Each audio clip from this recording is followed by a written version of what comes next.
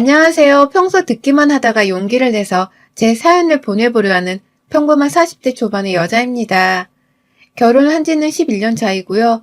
오늘 제가 말씀드릴 저의 사연은 바로 제 시어머니와 남편의 대대손손 이어지던 집안에 관한 것입니다. 무엇을 들어도 상상 이상일 테니 각오 단단히 하시고 사연을 들어주시길 바래요. 괜히 타자를 치는 지금 제 손에 땀이 차는 듯 하네요. 저는 맞선을 보고서 저희 남편과 결혼했습니다.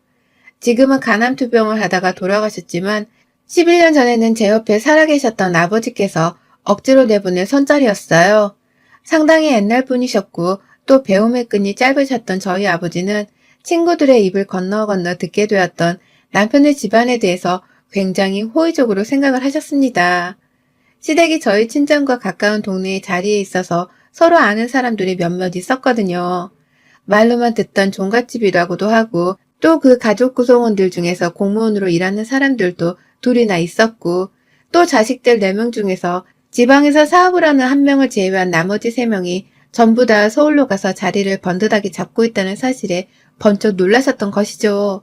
지금이야 뭐 대다수의 사람들이 직장을 구하거나 대학을 가기 위해 서울에 자리를 잡고 살고 있으니 서울살이가 여기저기 익숙하기도 하고 SNS가 발달되어 있어서 영상이나 사진으로도 서울 모습을 쉽게 접할 수가 있다지만 예전은 그러지 않았거든요.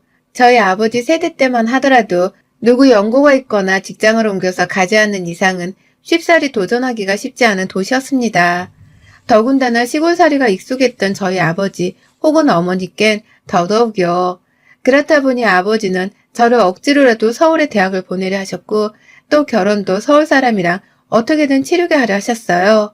그 성화에 못 이겨 제가 어떻게든 공부를 해서 서울로 대학을 가기는 갔지만 결혼만큼은 제가 원하고 쉽사리 이루어질 수 있는 게 아니었습니다.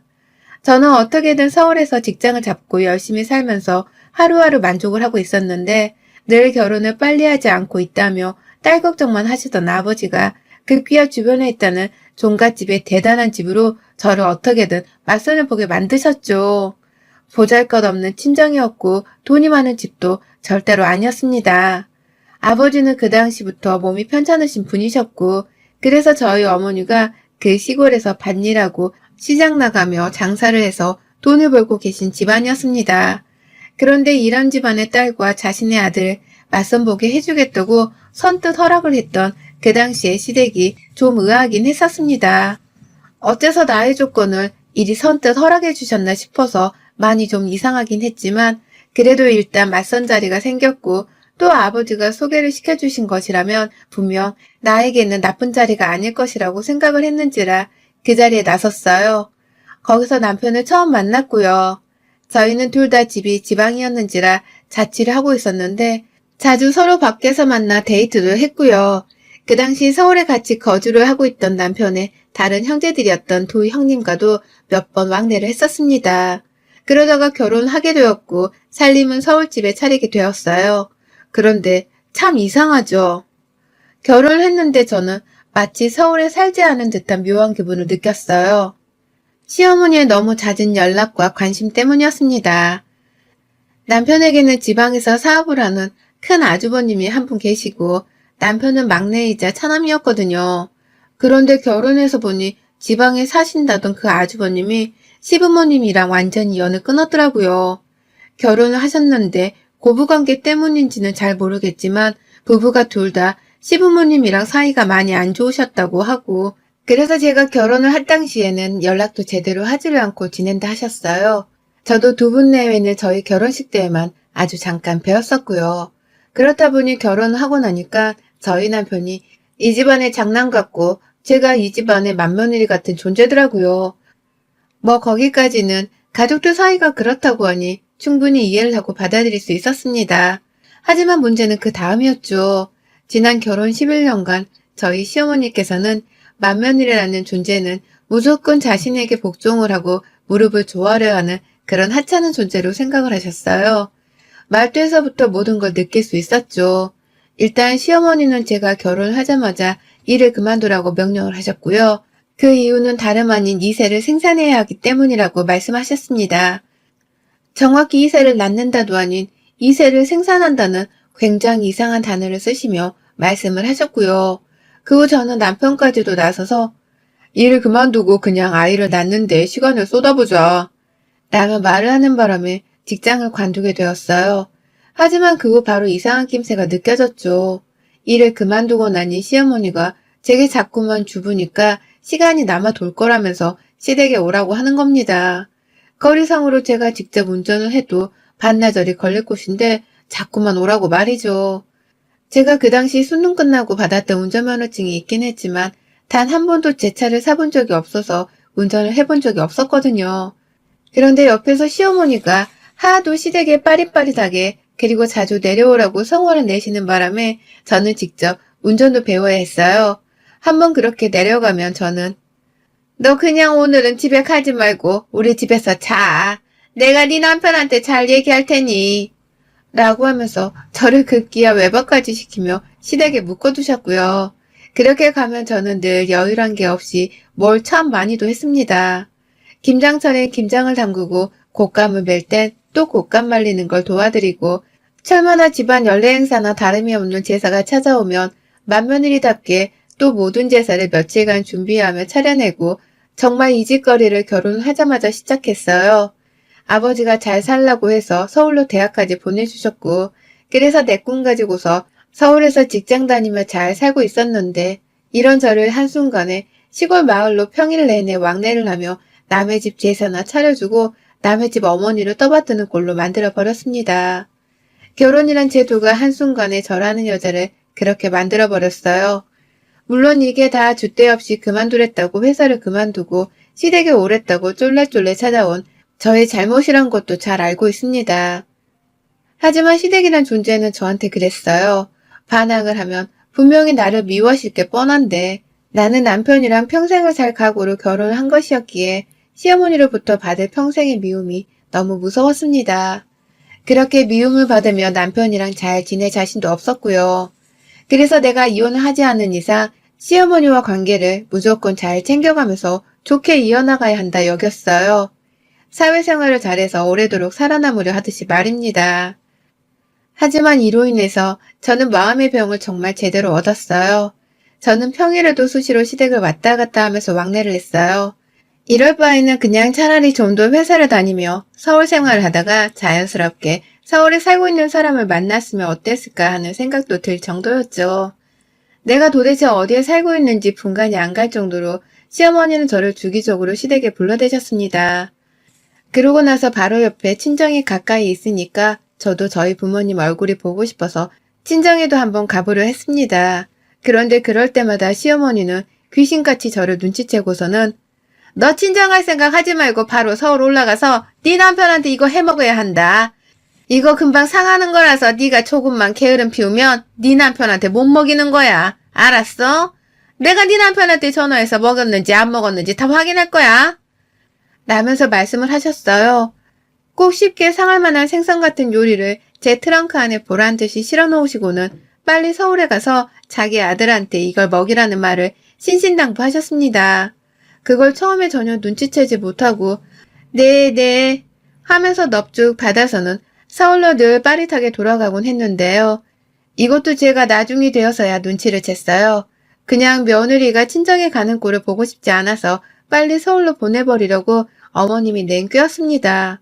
그러다가 7년 전 내내 임신이 되지 않아서 시댁 그리고 남편의 눈치를 보고 살던 그때 시어머니가 제게 돌이킬 수 없는 큰 죄를 저지르셨습니다.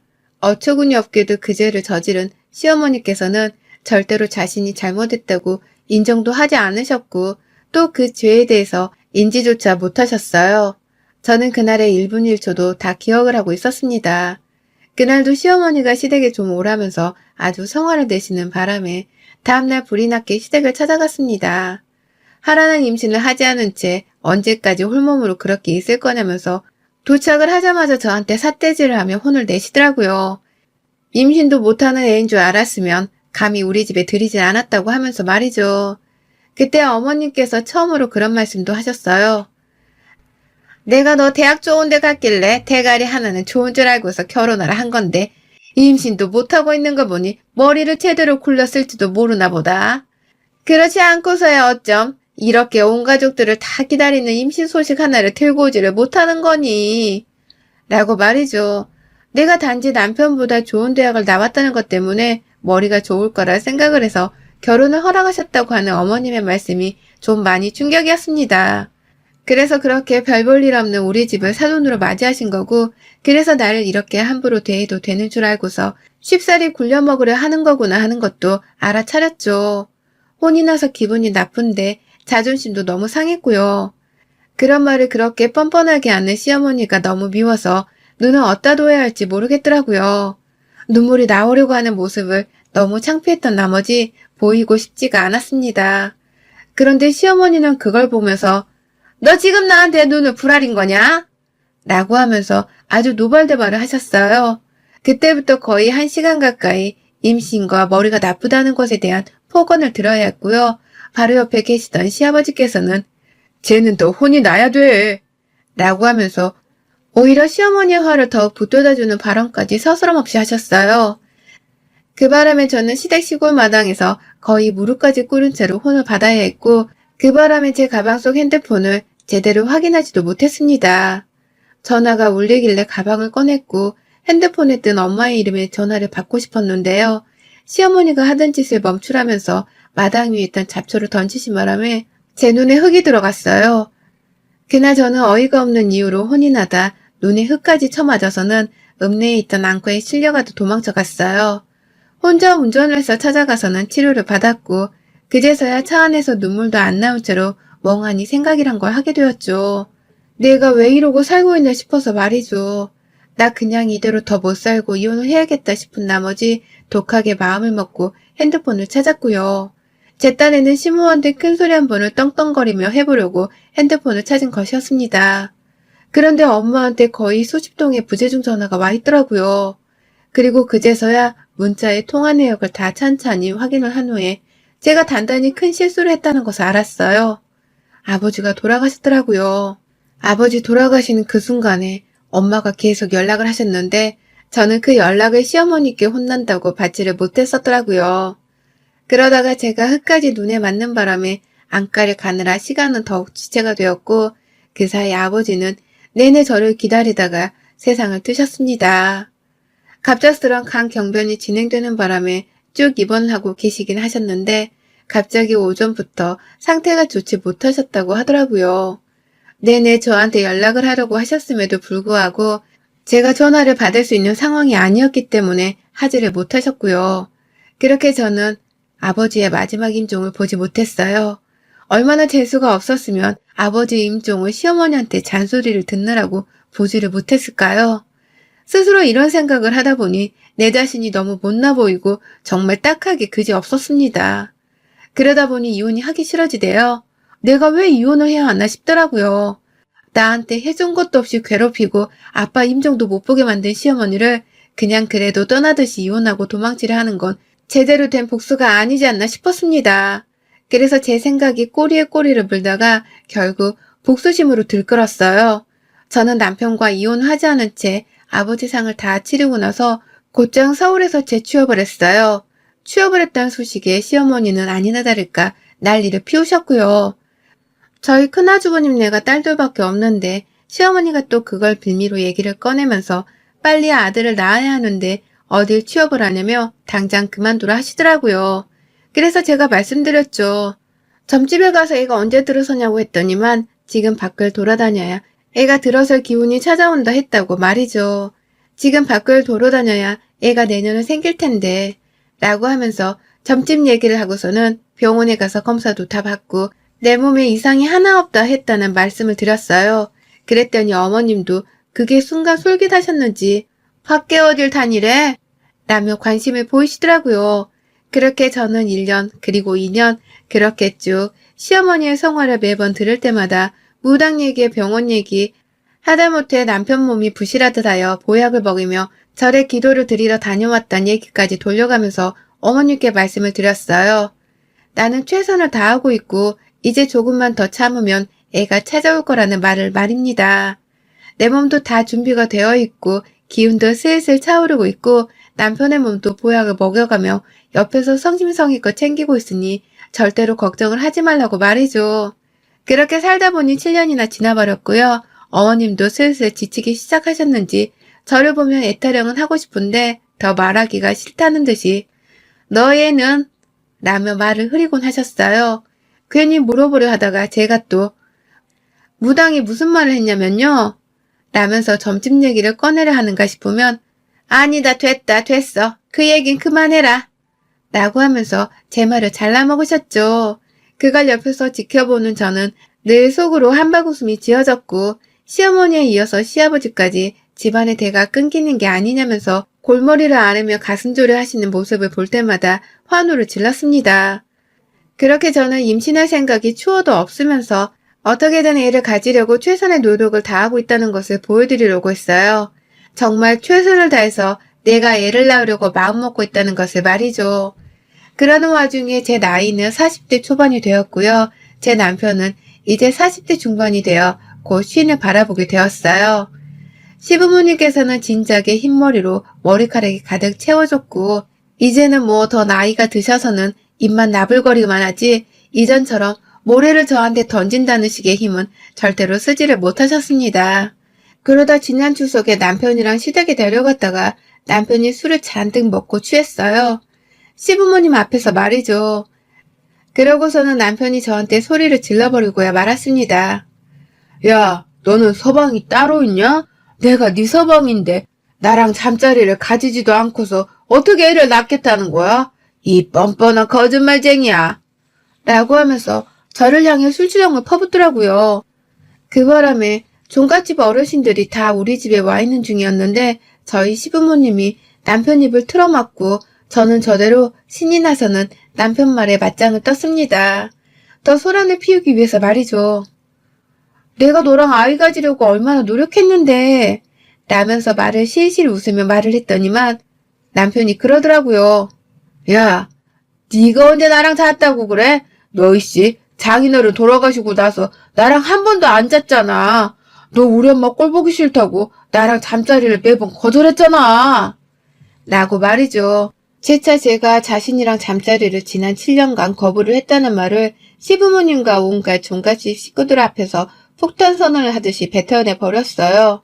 그러는 바람에 저희 시부모님은 처음에 술주정인 줄 알았다가 이게 술주정을 방자한 고해성사가 아닌가 싶으셨는지 저를 동시다발적으로 쳐다보기 시작하셨고요. 그와 동시에 주변에 있던 온갖 어르신들까지 전부 다 저를 쳐다보면서 당장 변명이라도 해보라는 식으로 노려보기 시작을 하자 저는 외쳤습니다. 그제서야 사실을 떵떵거리면서 말했습니다. 그래요. 나 그동안 이 집 장손이랑 잠자리 안 가졌어요. 됐어요? 라고 말이죠. 집안의 씨를 확 끊어버리려는 거 차마 약은 타먹이고 싶지 않아서 가장 정직한 방법으로 임신을 회피했다고 당당하게 말씀을 드렸습니다. 시어머니의 얼굴을 아주 반듯하게 쳐다보고서는 뭐 내가 잘못한 거 있어요? 요즘은 시댁에서 부부 사이 일도 간섭을 하나? 라고 하면서 더욱 적반하장으로 소리를 질러댔죠. 불만 있으면 이혼을 시키라고 나도 이혼을 할 준비가 되어 있으니 이혼을 시키라면서 소리를 질렀습니다. 그러자 시아버지는 노발대발, 시어머니는 주변 식구들 귀를 틀어막는다고 난리법석. 정말 난장판도 그런 난장판이 따로 없었어요. 하지만 시부모님 중에서 어느 누구도 저한테 이혼하라고 큰 소리를 칠 수 있는 사람은 없었습니다. 오히려 이혼이란 말에 숨을 헐떡이면서 가족들의 눈치를 살피기 시작했죠. 왜냐면 이 집 구석은 종갓집이라서 이혼도 함부로 시킬 수가 없거든요. 이혼 도장을 찍은 사람이 있기라도 하면 사돈의 팔촌까지 나서서는 왜 이혼을 했냐고 감히 어떻게 이혼을 했냐면서 잡아 뜯어버릴 게 뻔한 집구석이었습니다.